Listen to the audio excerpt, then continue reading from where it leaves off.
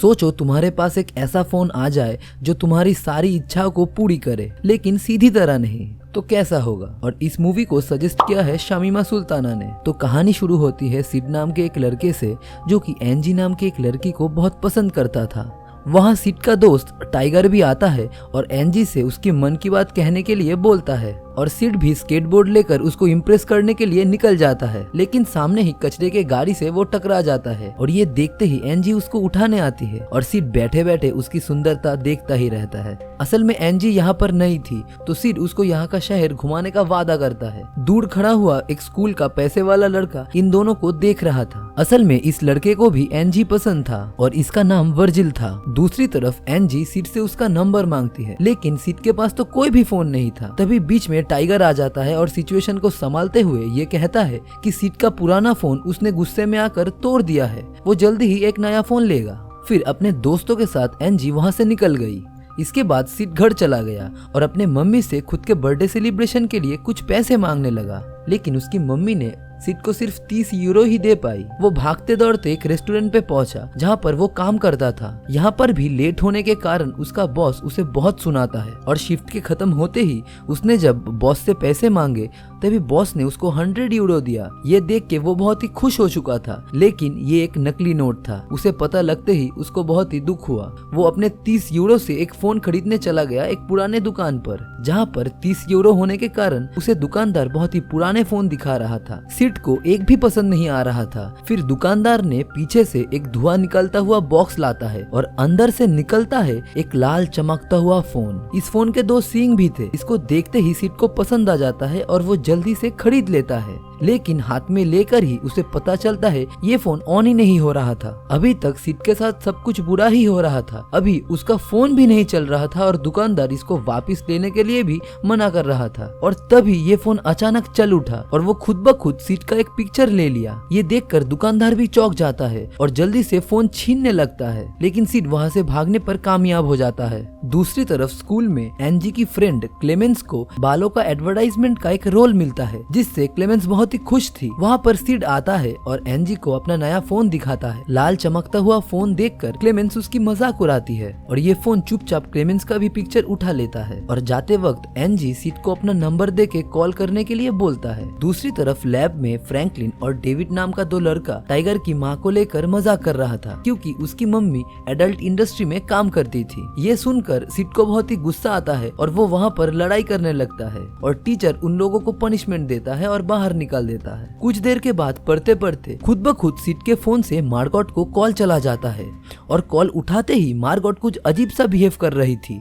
उसने क्लेमेंस की बालों पर आग लगा दिया और भोली क्लेमेंस को ये लग रहा था कि किसी ने क्लास में हीटर ऑन कर दिया है। और तभी वहाँ पर टीचर आती है और उसकी सर की आग को बुझाती है। अगले दिन मार्गोट को प्रिंसिपल ने आग लगाने का कारण पूछा, लेकिन मार्गोट बताती है कि उस फोन के बाद उसको कुछ याद ही नहीं है। और दूसरी तरफ प्रिंसिपल भी मार्गोट की बातों पर ध्यान न देते हुए अपनी पेट फिश के साथ खेल रहा था। घर पर सिड एंजी को अपनी मन की बात कहने का प्रैक्टिस कर रहा था और तभी खुद ब खुद एंजी को कॉल चला जाता है। एंजी जब फोन पर हेलो कहती है उससे सिड चौंक जाता है और तभी वो झूठ कहता है कि वो एक नाटक की प्रैक्टिस कर रहा है। अभी सिड अपना कॉल हिस्ट्री चेक कर रहा था। वहाँ पर मार्गोट का नाम भी था और वो अगले दिन अपना दोस्त टाइगर को ये बोल रहा था उसकी फोन ने खुद ब खुद मार्गोट और एंजी को कॉल कर दिया है। ये सुनकर टाइगर उसे कहता है कि पागल, तूने खुद ही फोन लगा दिया होगा। अभी बात करते हुए टीचर उन लोग को पकड़ लेता है और सिड से एक मुश्किल सवाल पूछता है। तभी सिड ये देखता है कि उसका फोन खुद ब खुद उसको सही जवाब शो कर रहा था। टाइगर ये देखकर चौंक जाता है। अभी टीचर इन लोगों को कैलकुलेटर यूज करने के आरोप में पकड़ लेता है और उसका फोन लेकर बाहर फेंक देता है। क्लास खत्म होते ही सिड जाकर अपना फोन उठाता है और वो ये देखता है कि फोन पर एक भी खरोच नहीं आया था। उसी दिन रात को उस टीचर को एक कॉल आया था और कॉल उठाते ही वो टीचर वहाँ पे फ्रीज हो गया। अगले दिन सुबह सिड को अपने फोन से बर्थडे विशेस आ रहा था और खुश होने के बजाय वो ये चिंता करने लग रहा था कि उसके फोन को अपने बर्थडे के बारे में कैसे पता चला। उसने तो अपने फोन के अंदर अपना बर्थडे डाला ही नहीं है। ये सभी चीज टाइगर सुनता है और उसको कुछ अजीब सा महसूस होता है। तो वो सिड को कहता है कि तुम ये फोन फेंक दो, लेकिन सिड ये नहीं माना। उसको इस फोन से बहुत ही फायदा मिल रहा था। तभी टाइगर उससे कहता है, क्या तुम इस फोन के मदद से लैब के उस पनिशमेंट से बच सकते हो? और ठीक तभी सिड के फोन पर प्रिंसिपल के असिस्टेंट का कॉल आता है, जो कि सिड को प्रिंसिपल समझ रहा था। और सिड इसका फायदा उठाते हुए अपना सजा कैंसिल करवा लेता है और वो कैंटीन पर मैकडॉनल्ड्स का खाना भी ऑर्डर कर देता है। अभी इस फोन की शक्तियों पर टाइगर और सिड दोनों खुश थे।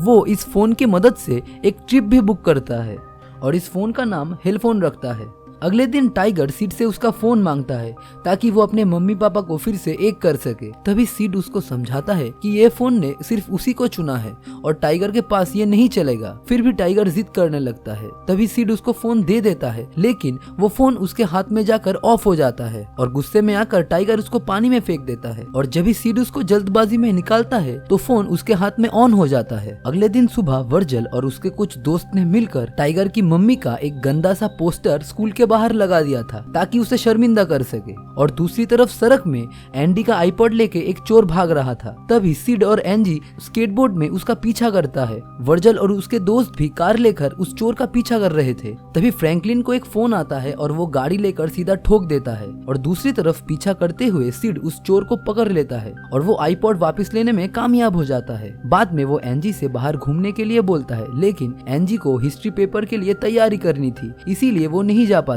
अगले दिन स्कूल में टाइगर सिड को बताता है कि उसके फोन के कारण वर्जल को बहुत ही चोट लगा है, लेकिन वो ये कहते हुए बात को टाल देता है और ये बोलता है कि कोई मरा तो नहीं ना, तो बात को खत्म करो। आज सिड हेलफोन की मदद से एंजी को हिस्ट्री पेपर में चीट करवाने वाला था, तो वो सर को कॉल करके सारे क्वेश्चंस पहले से ही जान लेता है। लेकिन हॉल में जाने से पहले वर्जल और उसके दोस्त सिड और टाइगर को पकड़ लेता है और बहुत पीटता है। तभी वर्जल के पास एक कॉल आता है, लेकिन सिड उसे फोन उठाने नहीं देता ताकि वर्जल को कुछ हो ना जाए। तभी बीच में क्लेमेंस आती है और ये बताती है कि सिड आज सभी की मदद करेगा हिस्ट्री पेपर में। ये सुन के वर्जल उसको छोड़ देता है और वादे के मुताबिक सिड सबकी हेल्प करता है और सभी लोग हिस्ट्री में पास कर जाते हैं। बाद में सभी स्टूडेंट्स कैंटीन में खा पी कर मजे कर रहे थे और एनजी सिड को इनवाइट करता है अपने साथ खाने के लिए। ये देखकर वर्जल बहुत ही गुस्सा हो जाता है और वो सभी के सामने ये कहने लगता है कि सिड के फादर तो उसके माँ को किसी और आदमी के लिए छोड़ दिया था।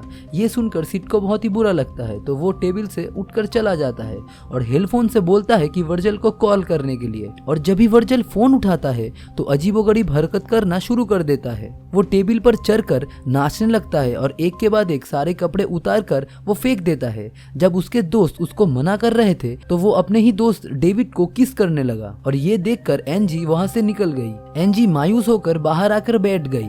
तभी सिड उसको सहारा दे रहा था। उसने अपनी विग भी उतार दी, जो कि वो वर्जल के कहने पे ही पहनी थी। अभी सिड उसे कहता है कि चलो घूम कर आते हैं और इस बार एनजी खुशी खुशी मान गई।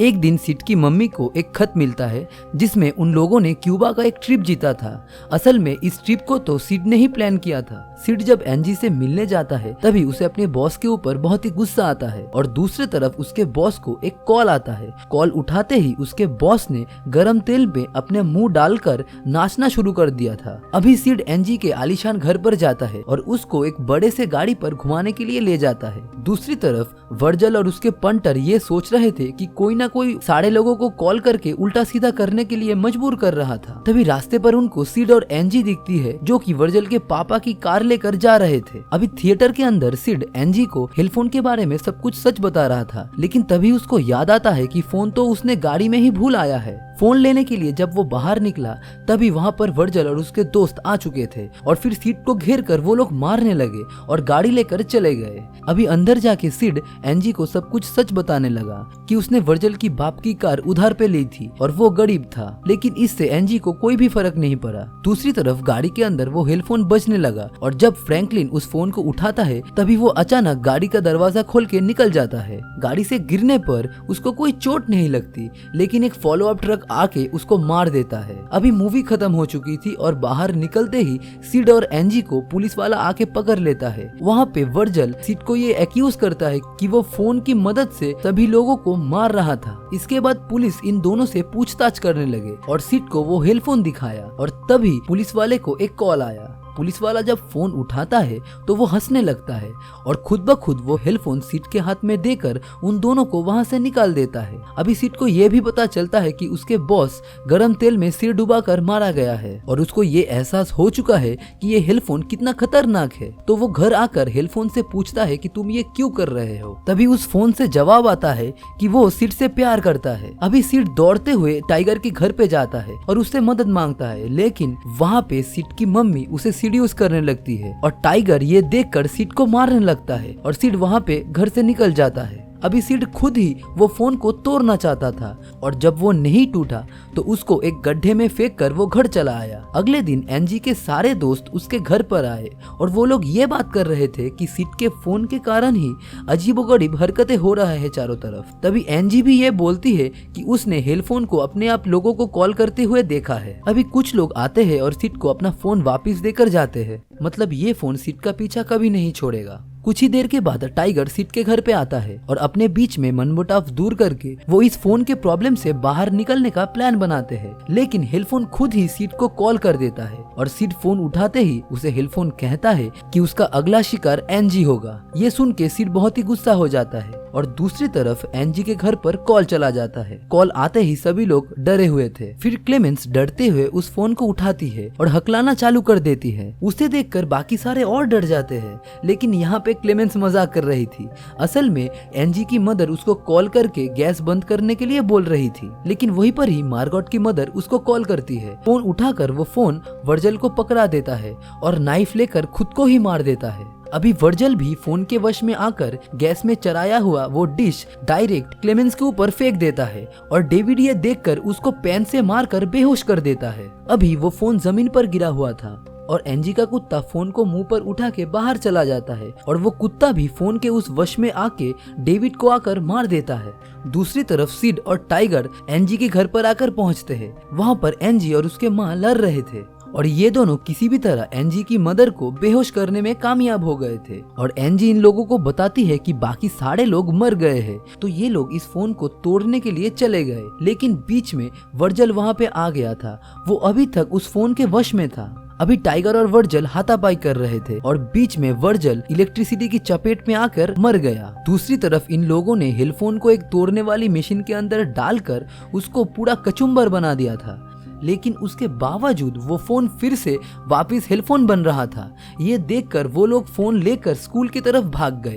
स्कूल पहुंचते ही वो हेडफोन अपने पुराने फॉर्म पर वापस आ गया था और सभी बच्चों को एक साथ कॉल करने लगा। तभी एनजी चिल्लाते हुए सबको मना करती है कॉल उठाने के लिए, लेकिन प्रिंसिपल बीच में आ जाता है और अपना फोन लेकर वो क्लास टीचर के कान पर दे देता है और टीचर वहीं पर ही मर जाती है। ये देखकर सारे बच्चे डर कर भागने लगे। बाहर हजारों बच्चे सिड और एनजी को मारने के लिए तुले हुए थे। छुपते छुपाते उन लोगों को एक आइडिया आता है कि क्यों ना फोन को लिक्विड नाइट्रोजन के अंदर डाल दिया जाए और जमा दिया जाए। फिर एनजी ने हेडफोन लेकर वो लिक्विड नाइट्रोजन के अंदर डाल देता है, लेकिन वश में आया गया हुआ प्रिंसिपल वो फोन को फिर से निकाल लेता है। दूसरी तरफ बच्चों के वो झुंड को चीरते हुए टाइगर वहाँ पे आता है और जमीन से फोन लेकर वो जब टैंक के अंदर डालने ही वाला था, तभी दूसरा एक बच्चा आकर उसके कान पर फोन लगा देता है और उसको वश में कर लेता है। लेकिन तभी टाइगर किसी भी तरह उस फोन को अंदर डाल देता है और कुछ ही मिनटों के अंदर वो फोन जमकर फ्रीज हो जाता है। फिर टाइगर वहाँ पे बताता है कि उसने पहले ही अपने कान पर रुई घुसा के रखा था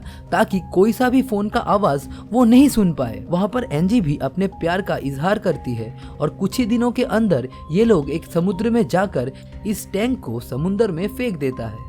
तो खतरनाक होने के बावजूद क्या तुम लोग ये शक्तिशाली फोन को इस्तेमाल करना चाहते हो?